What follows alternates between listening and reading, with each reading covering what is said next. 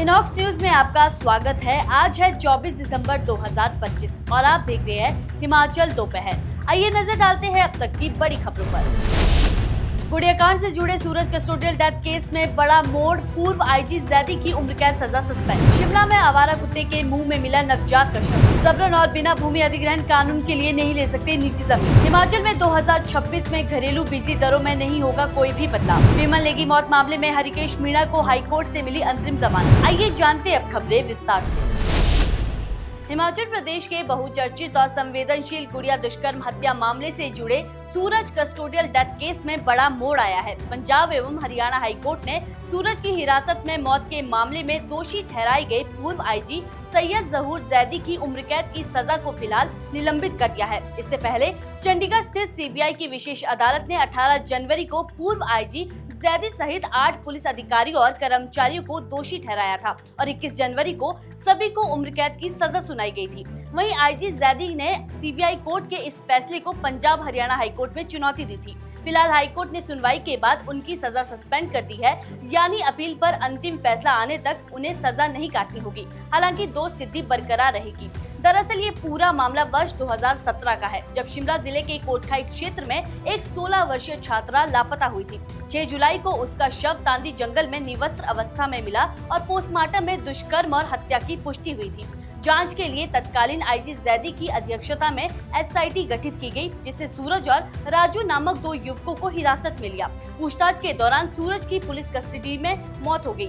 मामले की गंभीरता को देखते हुए जांच सीबीआई को सौंपी गई। सीबीआई और एम्स दिल्ली की मेडिकल रिपोर्ट में सामने आया कि सूरज की मौत पुलिस टॉर्चर से हुई थी। इसके बाद सीबीआई ने आईजी जैदी समेत कई पुलिस अधिकारियों के खिलाफ हत्या और सबूत मिटाने जैसे गंभीर धाराओं में केस दर्ज किया।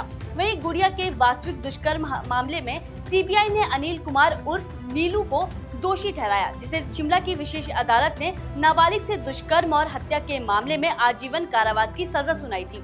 अब आईजी जैदी की सजा निलंबित होने के बाद एक बार फिर इस पूरे मामले पर सभी की निगाहें हाईकोर्ट के अंतिम आदेश पर टिक गई है। राजधानी शिमला से एक बेहद दर्दनाक और इंसानियत को झकझोर देने वाली घटना सामने आई है। ढली थाना क्षेत्र के देवली कॉलोनी स्थित नन कॉटेज के पास 23 दिसंबर को एक आवारा कुत्ते को नवजात शिशु का शव मुंह में दबाए घूमते देखा गया। लोगों ने तुरंत कुत्ते को भगाकर शव को सुरक्षित किया और मामले की सूचना पुलिस को दी। सूचना मिलते ही ढली थाना प्रभारी विरोचन नेगी की अगुवाई में पुलिस टीम मौके पर पहुंची और जांच शुरू की। पुलिस के मुताबिक नवजात लड़का था जो मृत अवस्था में मिला। प्रारंभिक जांच में उसके सिर, चेहरे और पीठ पर कुत्ते या किसी जंगली जानवर के काटने के निशान पाए गए। शव पर मिट्टी लगे होने के कारण आशंका जताई जा रही है कि नवजात को कहीं दबाया गया था, जहां से कुत्ते उसे निकालकर घटनास्थल तक ले आए। पुलिस ने शव को कब्जे में लेकर आईजीएमसी शिमला पहुंचाया, जहां उसका पोस्टमार्टम किया गया। डॉक्टरों ने पोस्टमार्टम रिपोर्ट और अन्य जांच रिपोर्ट बाद में देने की बात कही है, जबकि बिस्तरा सैंपल जांच के लिए CSFL जुंगा भेजा जा रहा है। फिलहाल नवजात की पहचान नहीं हो पाई और शव आईजीएमसी के शवगृह में रखा गया है। मामले में पुलिस ने भारतीय न्याय संहिता की धारा 94 के तहत केस दर्ज कर लिया है। वहीं अब तक किसी भी व्यक्ति ने नवजात के लापता होने की शिकायत दर्ज नहीं करवाई है। फिलहाल पुलिस आसपास के इलाकों में पूछताछ कर रही है और सभी पहलुओं से मामले की गहन जांच की जा रही है। ये घटना एक बार फिर समाज और मानवता पर गंभीर सवाल खड़े करती है। हिमाचल प्रदेश हाईकोर्ट ने संपत्ति के अधिकार को एक महत्वपूर्ण संवैधानिक अधिकार बताते हुए स्पष्ट किया है कि बिना भूमि अधिग्रहण कानून का पालन किए किसी भी व्यक्ति की निजी जमीन जबरन नहीं ली जा सकती। न्यायाधीश अजय मोहन गोयल की अदालत ने कहा कि कोई भी प्रोजेक्ट प्रमोटर किसी व्यक्ति को उसकी जमीन बेचने के लिए मजबूर नहीं कर सकता। अदालत ने संविधान के अनुच्छेद 301 का हवाला देते हुए साफ कहा है कि संपत्ति का अधिकार संरक्षित है और जबरन बिक्री पूरी तरह गैर कानूनी है। हाईकोर्ट ने कहा कि यदि किसी भूमि स्वामी ने अपनी जमीन बेचने की सहमति नहीं दी है तो उसे मजबूर नहीं किया जा सकता। प्रोजेक्ट प्रमोटर केवल 2 ही तरीके से जमीन ले सकता है, पहला मालिक की स्वेच्छा से सहमति के आधार पर और दूसरा भूमि अधिग्रहण की निर्धारित कानूनी प्रक्रिया अपनाकर। अदालत ने सख्त निर्देश दिए है कि बिना उचित मुआवजा दिए और कानून के तहत प्रक्रिया पूरी किए बिना किसी भी जमीन का उपयोग नहीं किया जा सकता। दरअसल ये पूरा मामला जिला हमीरपुर के पलाही गांव के अजीत सिंह राणा और अन्य याचिकाकर्ताओं द्वारा दायर याचिका से जुड़ा है।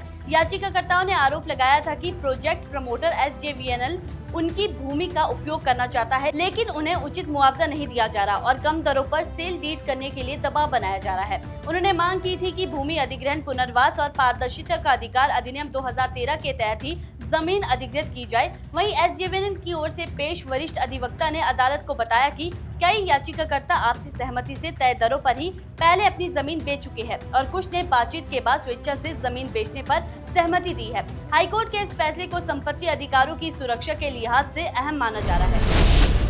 वर्ष 2026 में घरेलू बिजली उपभोक्ताओं के लिए बिजली दरें नहीं बढ़ाई जाएगी। ये निर्णय ऐसे समय में लिया गया है जब हिमाचल प्रदेश विद्युत बोर्ड 2026-27 के लिए करीब 8,635 करोड़ रुपए के अनुमानित वित्तीय घाटे से गुजरा है। ये घाटा बिजली उत्पादन लागत में बढ़ोतरी, सीमित सब्सिडी और मौजूदा घरेलू टैरिफ संरचना के कारण सामने आया है। सरकार के निर्देश के बाद विद्युत बोर्ड ने मौजूदा दरें यथावत रखने का प्रस्ताव तैयार कर विद्युत विनियामक आयोग में याचिका दायर कर दी है। सरकार का कहना है कि बढ़ी हुई लागत का बोझ वे स्वयं वहन करेगी ताकि आम उपभोक्ताओं पर इसका असर न पड़े। इस फैसले के तहत 2026 में भी 125 यूनिट तक मुफ्त बिजली की योजना जारी रहेगी। वहीं 0 से 125 यूनिट तक बिजली का दर 5.45 रुपए प्रति यूनिट और 126 यूनिट से अधिक खपत पर 5.90 प्रति यूनिट तय किया गया है।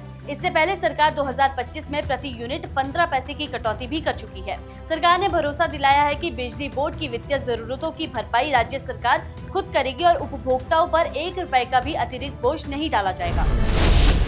हिमाचल प्रदेश हाईकोर्ट ने चीफ इंजीनियर विमल नेगी मौत मामले में आरोपी IAS हरिकेश मीणा को अंतरिम जमानत दे दी है। न्यायाधीश वीरेंद्र सिंह की अदालत ने आज यानी 24 दिसंबर को मीणा की अंतरिम जमानत याचिका को स्वीकार किया है। इस मामले में पहले राज्य सरकार और बाद में CBI पक्षकार बनी। अदालत ने सभी पक्षों को सुनने के बाद CBI द्वारा पेश की गई केस डायरी वॉल्यूम 1 को अपने रिकॉर्ड में रख लिया है।